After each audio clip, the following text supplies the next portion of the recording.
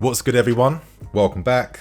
Now that the season is drawing to an end, it's only natural that transfer stories and news will start to intensify and grow. And in today's video, learn the latest story and news surrounding an incredible Wonderkid talent from the Bundesliga.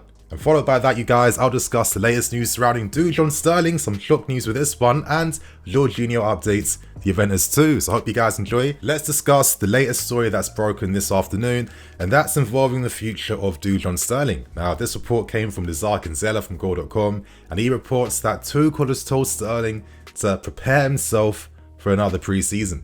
Now, this is great news personally for Dujon Sterling, who, after being known as a bit of a standout youth talent at the club, very powerful wingback, fast running, aggressive, can create overloads, very good. Unfortunately, he has suffered many an injury that have kind of, stalled a lot of the progress that many people were hoping to see. But credit to the player for still believing in himself and challenging himself to improve. Of course, clearly this hasn't gone unnoticed because Thomas Tuchel has given him assurances of a pre-season spot yet again. Now, last season, Sterling originally impressed Tuchel during pre-season, but one of the reasons why he actually left and went on loan to Blackpool was because he literally just came back from a very severe injury, and naturally you need to get your minutes up, you need to play football, you need to get game time. It wouldn't have worked if he stayed with us getting sporadic minutes throughout the league, so it's worked in his benefit, and it's worked so well that he has been very good for Blackpool. Blackpool have made some inquiries to try and sign the player, however, they have now been rebuffed. So what exactly does this mean now for the future of Dujon Sterling? Currently, he has a ton of interest from Championship clubs and many Premier League clubs as well too. Could this be an idea that Tuchel sees him as backup now for Reece James in the wing-back position? Potentially, Sterling is able to fill many positions in the wing-back roles and as wide centre-back options as well too. I mean, that's only fair, and that's the only thing that players really ask for, is to be given that opportunity to show what they can do. Trevor Chalobah definitely profited from that, and I'm not here to say that Sterling is dead cert to have a place in the squad for next season. What I'm saying is that, Tuchel has given him an opportunity in the squad. It could be for arbitrary reasons like, okay, what players do we already possess here that I can rely upon to fill the squad, which means that I don't have to go back out to the market to spend big and affect my transfer budget. It could be very tactical decisions like this, because the reality is we're not going to be spending 500 million and signing like 8-9 different players. It won't work like that. So it only makes sense that Tuchel is going to assess the talent that's already possessed here. If Sterling passes that, who knows what could happen for him, but let's just see what the future holds for him. Now, we move on to the next big story today. So this story was broken by Sky Germany, and in the reports it states that we have our eyes set on Wonderkid's centre-back sensation from the Bundesliga called Josko Gvardiol. This guy, top talent. He comes from the renowned Dynamo Zagreb Academy. We know the academy that's produced so many incredible players for Croatia, like Modric, to name the most famous example. And they report that Thomas Tuchel is a very keen admirer on the player, and he is such a keen admirer that he would literally snap anyone's arm off to sign the player for us in an instant. So, of course, you guys, let's further examine the reports that came out. Later on, I'm going to give my thoughts and opinions by giving a player analysis to give you guys a better understanding of who this player is in particular and why you should pay a lot of attention to Josko Gvardiol. Anyway, you guys, let's start with things. And the main hurdle, though, would be that Gvardiol has actually said that he wants to remain another season at least playing for RB Leipzig. I mean, it makes a lot of sense. A talent like him that I'd imagine throughout his very young career, he's had a host of all the biggest clubs showing interest, scouting him, monitoring him, etc. Him, his team, his family, they probably have a career plan and goal for him where it's like, okay, we're not going to rush things, we're going to take our time. Look at Erling Haaland as an example. He could have instantly gone straight to the Premier League, leaving RB Salzburg, but the plan was to grow and develop more at Dortmund before being ready for that next level. So I think that's the best career option in my personal opinion, but the fact that Tuchel is such a keen admirer says a lot about the player's ability and what he could potentially bring to the team as a replacement for Antonio Rudiger. Now, German reporter Plettenberg does confirm that, of course, Tuchel's a big fan, but currently Gvardiol has no release clause set, so if we wanted to sign him, we'd have to persuade RB Leipzig by offering them a crazy amount of money, of course, to push through a move like this. And then on top of that, we'd have to then really persuade the player why you're making the right step to, you know, advance along your career path even faster by signing for us. So right now, you guys, that is the news involving the player. I'm going to give my player analysis on him to give you guys better insight. Now, I'm sure you guys that have your FIFA career modes, you got your FM saves as well too. You're probably very happy hearing these links to Gvardiol, because this guy really is like one of like all these games Wonderkids, and for very, very good reason. I mean, the guy's 20 years old, and I think a positive sign is the fact that he looks like he's far beyond his age already. He looks like he's pushing close to 30. Compared to being 20. So that's normally a good sign that you want to see when you're Wonderkid centre back. But let's actually analyse his game.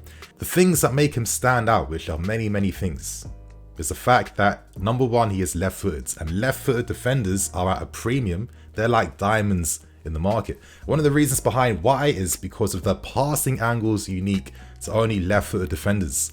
And when you're a ball-playing centre-back like Gvardiol as well too, who's left-footed, possesses incredible pace as well too, is an active defender, which basically means that he will engage threats ahead of him. He's very comfortable leaving his defensive line. He knows when to time his challenges as well too, when to leave his line to close down threats, and he's very comfortable being in space by himself and receiving possession. But for me, I think one of the best things about him, and one of the reasons why he would be a strong target for us, is his ball playing ability. Because the thing is, if you're playing that Thomas Tuchel system, our centre backs are more than centre backs. You know, they're basically like playmakers in that sense, because they kickstart the first wave of our attacks. So when you have maybe a defender like Malang Sarr who isn't as comfortable playing between the lines, or, you know, playing through diagonal lanes, or, you know, plays a lot of sideways passes, that's going to affect how quickly you can kickstart attacks and break teams down. So you don't want your defenders wasting time on the ball and wasting possession for no reason. And with Gvardiol having that ability to just find these unique passing angles out from the back, I mean, this guy can play it short, he can play it long.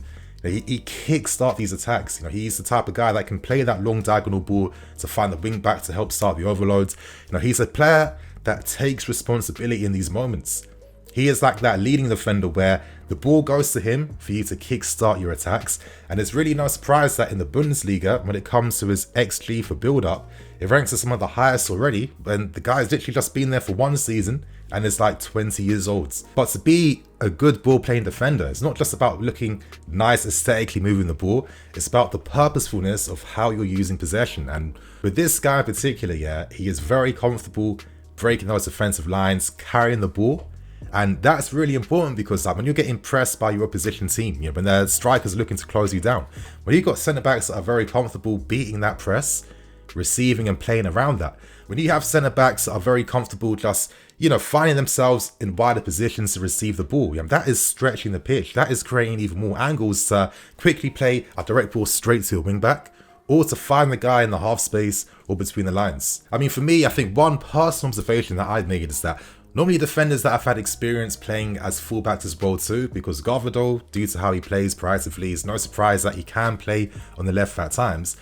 I use Rudiger as this example as well too. I just feel like those types of defenders are the best technical ones, and they're the ones that normally stand out and play these ball playing roles. I mean, I've known about this kid for a long time. I'm very happy with the links as well too. I mean, the guy is literally ticking off every box you'd want to see when it comes to assessing who really is a Wonderkid centre back and who's just a promising centre back. He made his debut since he was 17 playing for Dynamo Zagreb, like at this age already, having over 100 games professionally too. I mean, and being a Croatia international player as well. Like, what is stopping us signing this guy right now?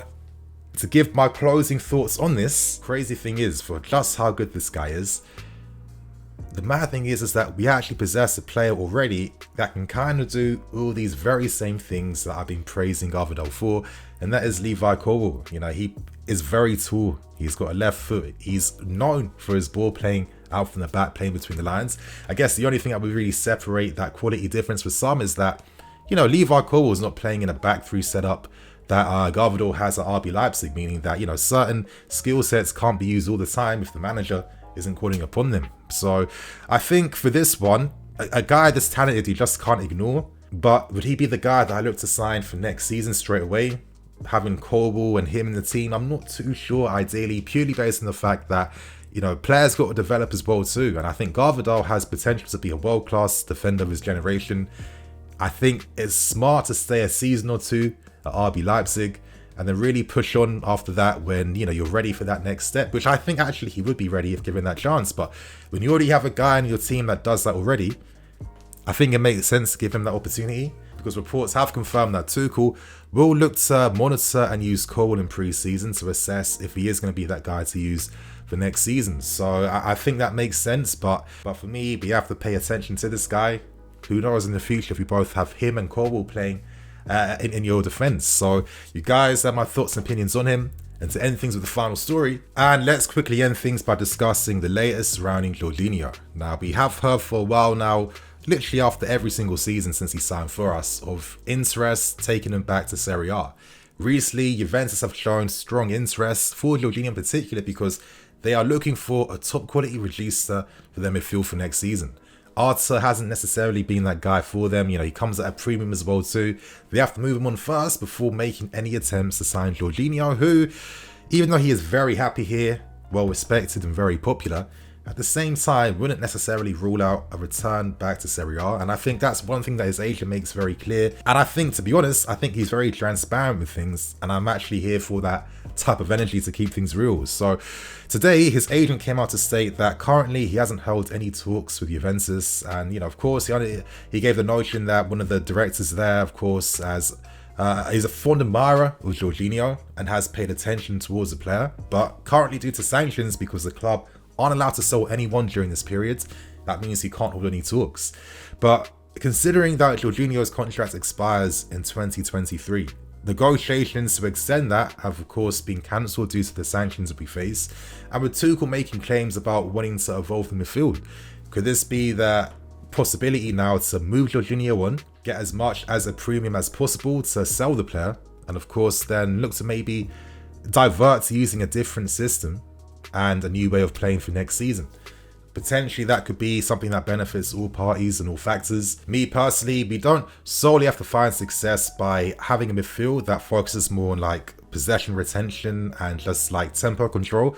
I think there's many ways to use a midfield, there's many ways to win, and I think the fact that we possess many top quality box-to-box options, it makes the most sense now to take full advantage of that quality by signing an anchorman, a defensive midfield player whose sole job is to screen our defence, of course cover the gaps and holes left by the fullbacks that push up, and who also has the ability to help us progress the ball and play through midfield lines. He doesn't have to be a guy that has to move like peak Pirlo and peak Xavi to have a top midfielder at this level. No, you know, when you have box-to-box mids that are involved in the offensive phase and the defensive phase, you know, you're kind of adding more goals and more creativity whilst giving these guys more protection. So that's what I'm personally here for. I respect everything George has done, but in my opinion, even though I don't have to give one, I'd say move him on now and benefit all parties. So you guys, on that note, I'm going to wrap things up, keep things moving. I'm going to release more content tomorrow. I was going to do a double upload today, but I just think that with the Champions League game on tonight, I don't want to really waste any time, to be honest. So I'll catch you guys tomorrow. Thank you for watching. Cool.